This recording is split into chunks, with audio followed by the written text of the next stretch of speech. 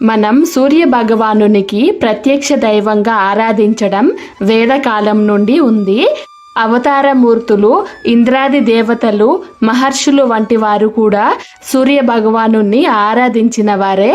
సాక్షాత్ ఆ రామచంద్రమూర్తి సైతం కూడా సూర్య భగవాను సప్తాశ్వరథమారూఢం ప్రచండం కశ్యపాత్మజం శ్వేత పద్మధరం దేవం తం సూర్యం ప్రణమామ్యహం అని పూజించారు. సూర్యోదయంతోనే సమస్త జీవులలో చైతన్యం ప్రారంభమవుతుంది. జీవరాశికి అవసరమైన ఆహారాన్ని ప్రకృతి ద్వారా సూర్యుడే అందిస్తుంటారు. అందువలనే జీవుల జీవనానికి ఆధారభూతుడు సూర్యుడే అని చెప్తుంటారు. సూర్యకిరణాల వల్ల రకరకాల రోగకారక క్రిములు నశించిపోతాయి. దాంతో అనారోగ్య సమస్యలు బారిన పడకుండా ఉంటాము. దీని కారణంగానే నివాస ద్వారం తూర్పు ముఖంగా ఉండేలా చూసుకుంటారు. ఎందుకంటే సూర్య భగవానుడు ఉదయించేది తూర్పు దిక్కునే కదా. సూర్య నమస్కారాలతో శారీరకమైన ఆరోగ్యం కలుగుతుంది. మనం ఇప్పుడు సూర్య భగవానుడు ఎలా ఆవిర్భవించాడో తెలుసుకుందాం. ఈ ప్రపంచంలో దేవుణ్ణి ఎవరూ చూడలేదని అంటారు కదా, కానీ కనిపించేది ఇద్దరు దేవుళ్ళు, వారే సూర్యచంద్రులు. మన జ్యోతిష్య శాస్త్రంలో సూర్యుడు, చంద్రుడు రెండింటిని గ్రహాలుగా పరిగణిస్తారు. అయితే చంద్రుడు భూమికి ఉపగ్రహంగా ఉంటుంది. ఈ జ్యోతిష్య శాస్త్రంలో 9 గ్రహాలలో సూర్యుడు రాజుగా, చంద్రుడిని రాణిగా, మానసిక కారకంగా పరిగణించడం జరిగింది. సూర్యుడు లేకుండా విశ్వం మనుగడను ఊహించుకోలేమని సైన్స్ కూడా చెబుతుంది. వేదాలలో సూర్యుణ్ణి ప్రపంచానికి ఆత్మ అని అంటారు. భూమిపై జీవి మనుగడకు కారణం సూర్యుడు మాత్రమే అని. అందుకే భారతదేశంలో వేదకాలం నుండి సూర్యుని ఆరాధన ప్రస్ఫుటంగా ఉంది. వేదాలలో సూర్య భగవానుడి పేరు అనేక చోట్ల స్తుతించడం జరిగింది. ఇప్పుడు సూర్య నవగ్రహ ధ్యాన శ్లోకం విందాం. జపాకుసుమ సంకాశం కాశ్యపేయ మహాద్యుతిం తమోరిం సర్వ పాపగ్నం ప్రణతోస్మి దివాకరం. సృష్టి ప్రారంభంలో బ్రహ్మ నోటి నుండి ఓం అనే పదం ఉద్భవించింది. అది సూర్యుని ప్రారంభ సూక్ష్మ రూపం. ఆ తర్వాత భువః, స్వహ అనే పదాలు పుట్టాయి. ఎప్పుడైతే ఈ 3 పదాలు ఓం అనే దేహ రూపంలో కలిసిపోయాయో అప్పుడు సూర్యుడు స్థూల రూపాన్ని పొందాడు. విశ్వం ప్రారంభంలో జన్మించినందున సూర్యుడికి ఆదిత్య అనే పేరు కూడా ఉంది. సూర్య భగవానుడి జన్మ కథ మరొకటి కూడా చాలా ప్రాచుర్యం పొందింది.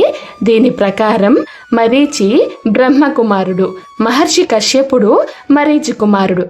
కశ్యపుడు ప్రజాపతి దక్ష కుమార్తె దితి అదితిని వివాహం చేసుకున్నాడు. దితి నుండి రాక్షసులు జన్మించారు. అదితి నుండి దేవతలు జన్మించారు. రాక్షసులు, దేవతలు ఎల్లప్పుడూ పరస్పరం పోట్లాడుతూనే ఉండేవారు. వీరి పోట్లాటను చూసిన మాతృమూర్తి అదితి చాలా బాధపడేది. అలా ఆమె సౌరశక్తిని ప్రార్థించింది.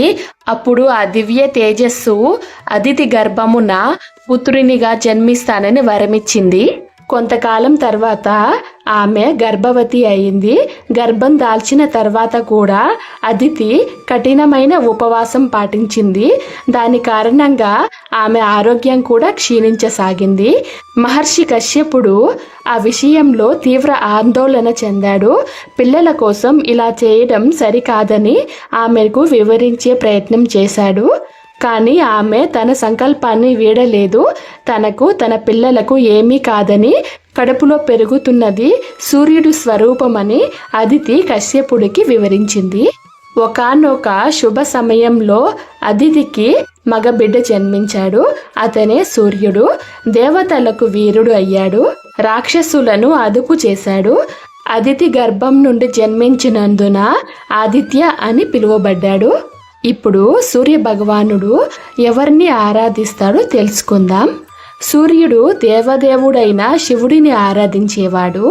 మహాదేవుడు సూర్య భగవానుడికి ప్రియమైన ఆరాధకుడిగా ఉన్నాడు.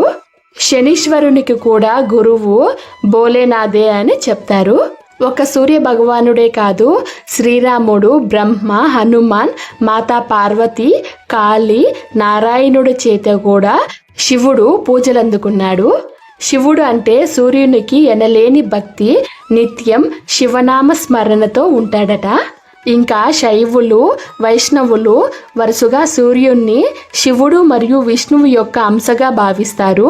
సూర్యుడిని సూర్యనారాయణ అని కూడా పిలుస్తారు. సూర్య భగవానుడు శివుని అష్టమూర్తి 8 రూపాలలో ఒకరిగా గుర్తించబడ్డాడు. సూర్యుడు శ్రేష్టత మరియు జ్ఞానానికి అధిపతి. సూర్యుడు అన్ని గ్రహాలకు నాయకుడు. సూర్యుడు శక్తికి మూలం మరియు భూమిపై ఉన్న అన్ని జీవులకు శక్తి అందిస్తాడు. ఆరోగ్యం, వృద్ధి మరియు జీవితంలో విజయాన్ని నిర్ణయించేది. ఇంకా జాతకంలో కూడా సూర్యుడికి ప్రధాన పాత్ర మరియు ప్రభావం ఉంటుంది. మనకు సూర్యుడు ప్రతిరోజు చూడగలిగే, కంటికి కనిపించే దేవుని రూపం. సూర్య గాయత్రి మంత్రం పరిపూర్ణ ఆరోగ్యాన్ని మరియు శక్తిని అందిస్తుంది. ఈ మంత్రం కంటి చూపును పునరుద్ధరిస్తుంది మరియు చర్మ వ్యాధులను తొలగిస్తుందని చెప్తారు. ఈ మంత్రాన్ని గనుక మీరు ప్రతిరోజు పఠిస్తే కీర్తి మరియు విజయాన్ని అందిస్తుంది. ఆ మంత్రమే సూర్య గాయత్రి మంత్రం. ఓం ఆదిత్యాయ విద్మహే దివాకరాయ ధీమహి తన్నో సూర్య ప్రచోదయాత్. ఈ సూర్య గాయత్రి మంత్రాన్ని పఠించడానికి సూర్యోదయానికి ముందు ఏదైనా ఆదివారం ప్రారంభించండి. సూర్య భగవానునికి ధూపం, పూలతో పూజించాలి. ఈ సూర్య గాయత్రి మంత్రాన్ని పఠించేటప్పుడు తూర్పు ముఖంగా జపించాలి. ఇంకా జీవితంలో మంచి ఫలితాల కోసం ఆదివారం ఉపవాసం కూడా ఉండొచ్చు. ఆదివారం రోజు సూర్యుడిని పూజించడం వల్ల ఆరోగ్యంగా ఉంటారు. ముఖ్యంగా సూర్యుడికి అర్ఘ్యం సమర్పించడం వల్ల సుభిక్షంగా ఉంటారట. ఓం సూర్యాయ నమః. ప్రతిరోజు ఈ సూర్య మంత్రాన్ని జపించడం వల్ల చక్కటి ఆరోగ్యం ప్రాప్తిస్తుంది. రోజు సూర్యునికి అర్ఘ్యం సమర్పిస్తే మీ ఆత్మవిశ్వాసం పెరుగుతుంది. కళారంగంలో ఉన్నవారు సూర్య భగవానుని క్రమం తప్పకుండా పూజిస్తే వారు ఆ కళాక్షేత్రంలో సూర్యునిలా ప్రకాశిస్తారట. అంతేకాదు ఆదివారం రోజున అర్ఘ్యం సమర్పించడం వల్ల అనేక ప్రయోజనాలను పొందుతారు. ఆదివారం ఎలాంటి విధి విధానాలు పాటించాలో చూద్దాం. ఆదివారం తెల్లవారుజామున నిద్రలేచి స్నానాదులు ముగించాక ఒక రాగి పాత్రను తీసుకొని అందులో నీటిని నింపి అందులో కొద్దిగా పువ్వులు, అక్షతలు వేసి ఆ నీటిని సూర్యునికి సమర్పించాలి. వీలైతే ఆ పాత్రలో కొంచెం గంగా నది జలం కూడా వేయాలి. సూర్యునికి అర్ఘ్యం సమర్పించే సమయంలో ఓం గృణి సూర్యాయ నమః అనే మంత్రాన్ని జపించాలి. మనం సూర్య భగవానుని పండుగగా జరుపుకునే రథసప్తమి హిందూ మతంలో అపారమైన ఆధ్యాత్మిక ప్రాముఖ్యత కలిగి ఉంది. రథసప్తమి రోజున సూర్యుని పూజించడం వల్ల ప్రస్తుత మరియు గత జన్మలలో తెలిసి లేదా తెలియకుండా మాటల ద్వారా కానీ చేతల ద్వారా కానీ చేసిన 7 రకాల పాపాల నుండి మనం శుద్ధీకరణం పొందుతాము. జీవితం మరియు ఆరోగ్యానికి అంతిమ మూలంగా పరిగణించబడే సూర్య భగవానుని దీర్ఘాయువు, ఆరోగ్యం మరియు శ్రేయస్సు పొందడానికి పూజిస్తారు.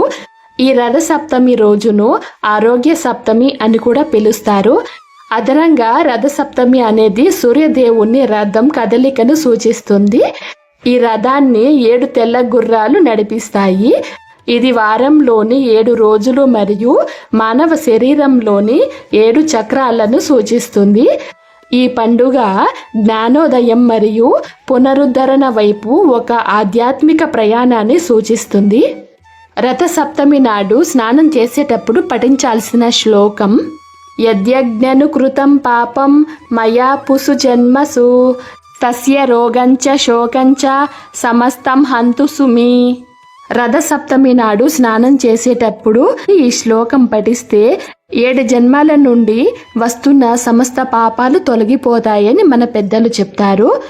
ఇంకా సూర్య భగవానుని 12 నామాలైన ఓం మిత్రాయ నమః, ఓం రవయే నమః, ఓం సూర్యాయ నమః, ఓం భానవే నమః, ఓం ఖగాయ నమః ఓం పుష్ణే నమః ఓం హిరణ్యగర్భాయ నమః ఓం మరీచియే నమః ఓం ఆదిత్యాయ నమః ఓం సవిత్రే నమః ఓం అర్కాయ నమః ఓం భాస్కరాయ నమః అనేవి సూర్య భగవానుని ద్వాదశ నామాలు. మనం సూర్య భగవాను పూజించడం వల్ల కలిగే ప్రయోజనాలేంటో ఇప్పుడు తెలుసుకుందాం.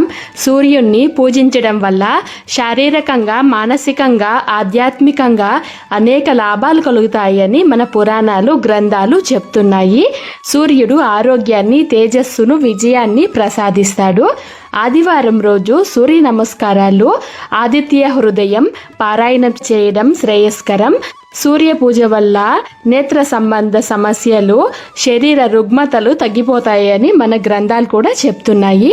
సూర్య నమస్కార మంత్రం: నమః సూర్యాయ శాంతాయ సర్వరోగ నివారిణే ఆయురారోగ్యం ఐశ్వర్యం దేహి దేహి దేవా జగత్పితే. సూర్య నమస్కారాలు చేస్తూ ఈ శ్లోకం పఠిస్తే మనకు ఆరోగ్య సిద్ధి, సంపద వృద్ధి కలుగుతుంది. ఓ సూర్యదేవా, జగత్ పరిపాలక, నీవు సర్వరోగములు తొలగించువాడవు. మాకు ఆయువును, ఆరోగ్యమును, సంపదను అనుగ్రహించుము అని ఈ మంత్రానికి అర్థం. సూర్యుడు ఆరోగ్య ప్రదాత. సూర్యుని పూజించడం ద్వారా శరీరంలోని ప్రాణశక్తి అంటే విటమిన్ డి పెరుగుతుంది. నేత్ర సంబంధిత సమస్యలు తగ్గుతాయి.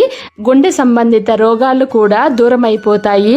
సమస్త ప్రాణికోటి జీవనాధారానికి సూర్యుడు మూలం. మనకు కనిపించే ప్రత్యక్ష దైవం ఆ సూర్యనారాయణ స్వామి. సూర్యుడు నవగ్రహాలకు అధిపతి.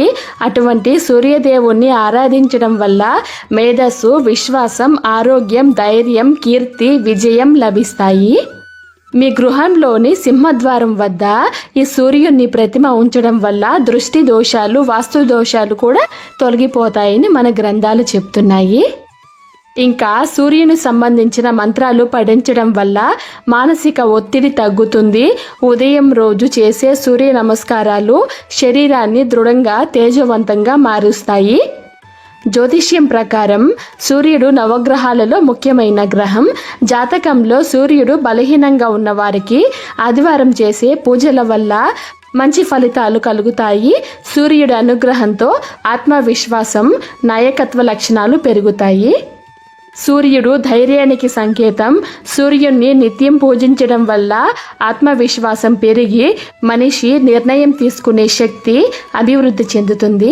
చివరిగా సూర్యునికి అర్ఘ్యం సమర్పించడం, సూర్య మంత్రాలు జపించడం వల్ల పూర్వజన్మ పాపాలు తొలగిపోతాయని మన పురాణాలు చెప్తున్నాయి.